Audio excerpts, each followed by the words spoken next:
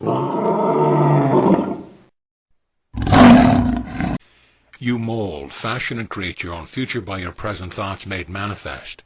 Because, as Emerson said, you are what you think all day long. Change your present thoughts and you change your whole life. You can direct the cosmic power within you and thereby control your life experiences. You can actually bring to pass the cherished desires of your heart.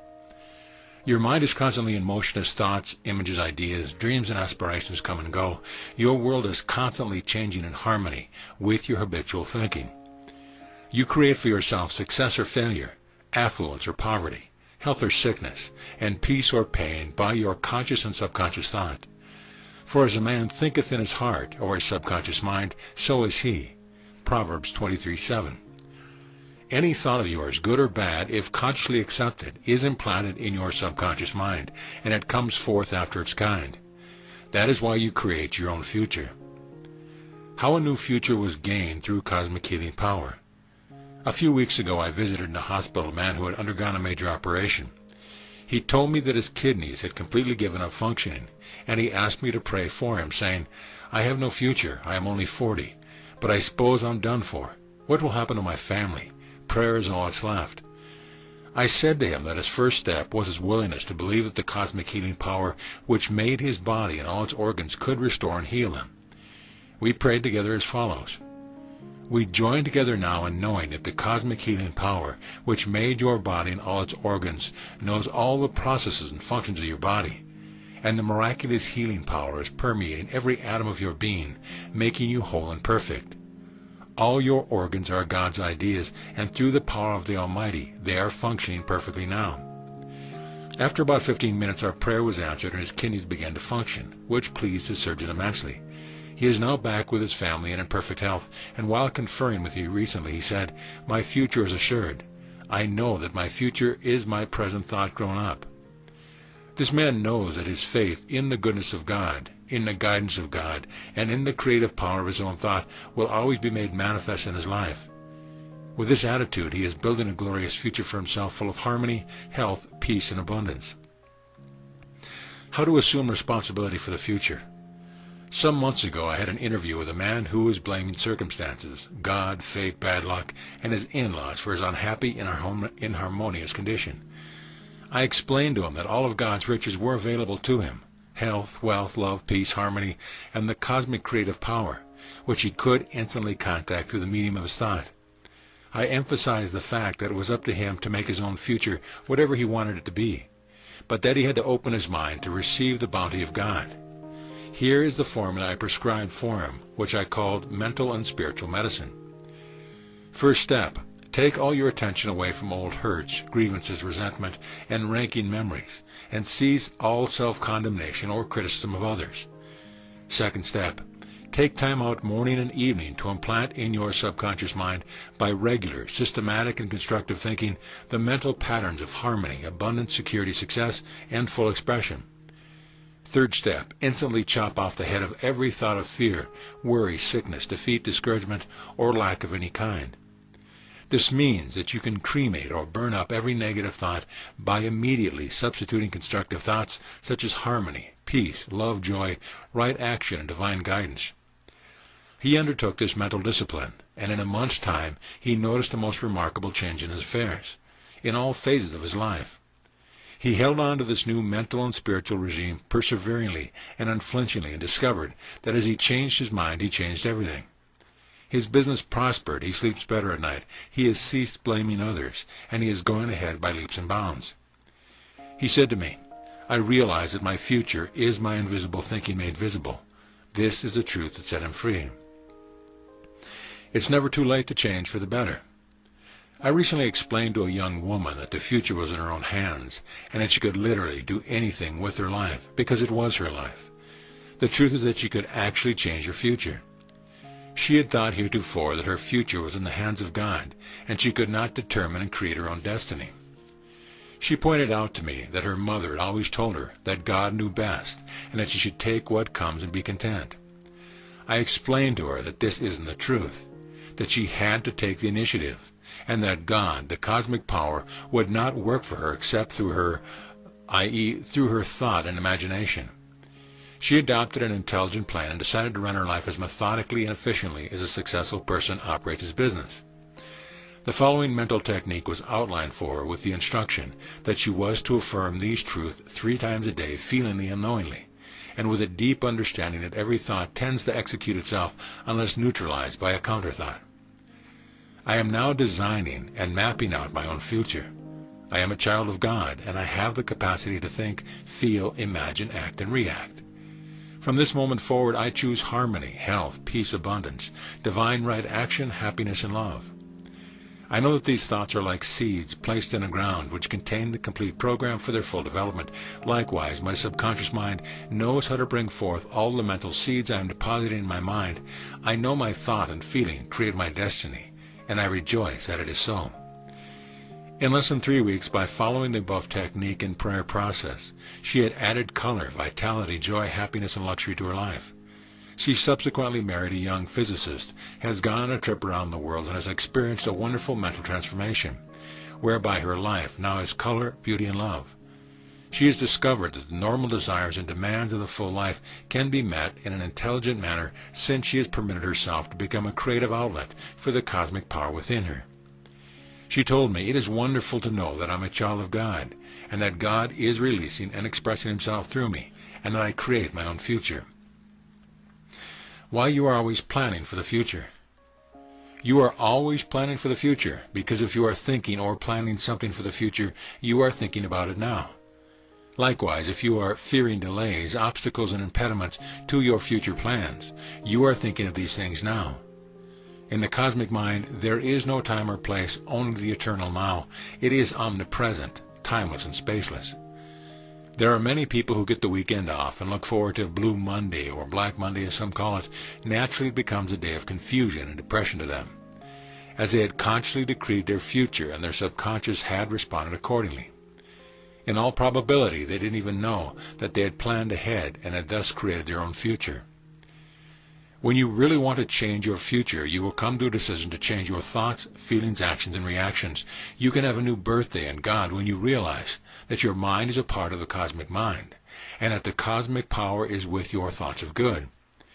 You can be transformed, and you can build a glorious and wonderful future by the renewal of your mind. How a young woman discovered she was what it takes to face life. A few years ago, after lecturing at a psychic science college in Belfast, Ireland, I interviewed a young woman who said to me, "I haven't got the power to handle my troubles and difficulties or to meet and solve the problems of life. I'm divorced, I hate myself, and I'm no good." I explained to her that her condition was simply due to habitual negative thinking and to constant self-criticism and self-condemnation, which were poisoning the springs of hope, faith, confidence, enthusiasm, and were rendering her a physical and mental wreck. In other words, she was taking mental, self-generated poisons, and she was polluting the sanctuary of the living God within her. I explained the laws of mind to her and pointed out that she was constantly reaping what she sows in her subconscious mind, that she was here, like everyone else, to overcome problems, challenges, and difficulties, and to lead a victorious life, that she had to stand up as a child of God and meet life boldly, and to realize and utilize the tremendous cosmic power within her. I told her the story of how Eddie Rickenbacker, the famous aviator, and his companions were shipwrecked and were adrift on a raft in the Pacific Ocean. He prayed for food, and a gull came and perched on his head and remained long enough to be seized and utilized for food. He prayed to be rescued, and of course he was picked up. He believed in the wisdom and power of God to take care of him, and the answers came. For the cosmic power answers you when you call believing. This episode made a profound impression on the young Irish lady. I gave her the following prayer, pointing out that it was a process of reconditioning her mind, and that when negative thoughts of any kind came to her mind, which they would because of her destructive habit of self-condemnation and self-demotion, she was to immediately supplant them with a spiritual thought. This is the prayer which she was to repeat out loud for about 10 minutes, morning and night. I am a child of God. I am a channel of God, and God has need of me where I am. Otherwise I would not be here. I know I am here to express more and more of God's love, life, truth, and beauty. I am here to do my share and to contribute to humanity. I have much to give. I can give love, laughter, joy, confidence, and goodwill to all people, to all animals, and to all things in God's universe. I am here to stir up the gift of God within me, I realize that I am a gardener, mentally speaking, and as I sow, so shall I reap. Life is a mirror for the king as well as for the beggar, and whatever I give to life, life returns to me magnified, multiplied, and running over. I deposit in the garden of my mind wonderful seeds of peace, love, goodwill, success, harmony, and joy. I forgive myself for harboring negative, destructive thoughts, and I pour out love and goodwill to all my relatives and to all people everywhere. I know when I have forgiven others, because when I meet them in my mind there is no sting, I am free. I am constantly drawing out the fruit of the delightful seeds I am depositing in my subconscious mind. I know that my thoughts, like seeds, will be made manifest as form, function, experience, and condition. I think on these things and the cosmic powers with my thoughts of good. I am at peace. She repeated the above prayer for the recommended 10 minutes in the morning and evening, realizing that her eyes saw these truths and her ears heard them, bringing the two faculties of sight and hearing into function, thereby reinforcing the power of affirmation. After a few weeks, I received the following letter. Dear Dr. Murphy, all of us enjoyed your lecture in Belfast. You opened the eyes of many. I would like to tell you of the change that has come over me. I prayed the way you told me, and after a few days all the bitterness in my soul disappeared as if by magic. I joined a dancing class, and I have been promoted in the store to a position of head of my department. The assistant manager proposed marriage to me, and we are to be married in 6 months. I have forgiven myself and my relatives. Every day is a new day. I know that I predict my own future by the way I think, feel, and imagine. I am grateful. God bless. How a salesman changed his mind and changed his destiny. Some months ago a young salesman came to see me. He said that he could not get along with his boss. He had failed to make his quota of sales and lost his job, and he was out of money. He had walked 10 miles to see his sister in Hollywood in the hope of borrowing a few $100s. His sister refused, saying that until he stopped drinking and philandering, she would not give him a penny, and she coldly turned him away. He told me that he had spent a night in a flop house, and that the kindly desk man had told him to see me, and that I would help him. I spent over an hour with him, listening to a sob story of grief, disappointment, and anger, and resentment towards his former boss and members of his family who had refused to help him. He said that he was a member of a church, that he religiously followed all the rules, tenets, rituals, and ceremonies, that he attended every Sunday morning, but still everything went against him. This young man also was angry even at God for letting him down. In many instances, the explanation is the cure. Patiently and kindly I explained to him that he could keep and follow all the prescribed rules, rituals, doctrines, and dogma of the church from an external standpoint, and still think negatively and destructively. I told him that if he believed in a punitive God, or that God had not played fair with him, such beliefs automatically would bring trouble and difficulties on him. In other words, he became his own tormentor and brings failures, lack, and misfortune on himself, for it is done unto him as he believes. I explained to him that the first step is to admit that he had been wrong. Then he could be completely changed in all phases of his life. My mental and spiritual prescription for him was as follows. Form a mental image of yourself as a great salesman. Imagine that your relatives and I are congratulating you on your new and wonderful position and on your promotion and outstanding success. Run this mental movie frequently, and the cosmic power within you will lead and guide you to a new position with wonderful opportunities for advancement. He decided to do just what I recommended. He did not overcome his problems of resentment towards his boss and his relatives all at once, but whenever he thought of them or his boss, he silently blessed them by saying, I release you, God be with you. After a few weeks, he was completely free of his grudges, resentment, and hostility. He now occupies an executive position in one of the leading organizations in Los Angeles, and he bubbles over with enthusiasm. He glows with the power, enthusiasm, and zeal of a transformed man. He has proved the age-old doctrine, change your thought and you can change your future. Lesson summary. You mold, fashion, and create your own destiny. Your future is your present thought made manifest on the screen of space.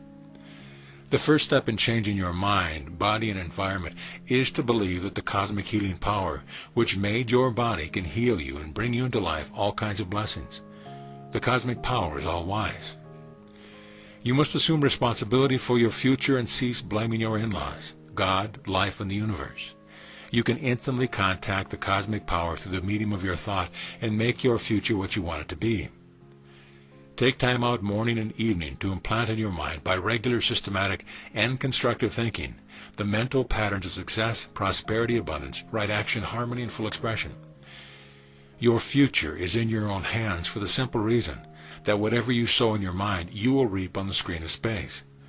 To think that your future is in the hands of God and not dependent on your own initiative is rank superstition. Your thought and your feeling create your destiny. You can always plan for the future. If you are planning something in the future, you are planning it now, this instant in your mind. Likewise, if you are fearing delays, obstacles, and impediment, you are thinking of these things now and creating the delays you fear. In the cosmic mind, there is no time or space. All is the eternal now.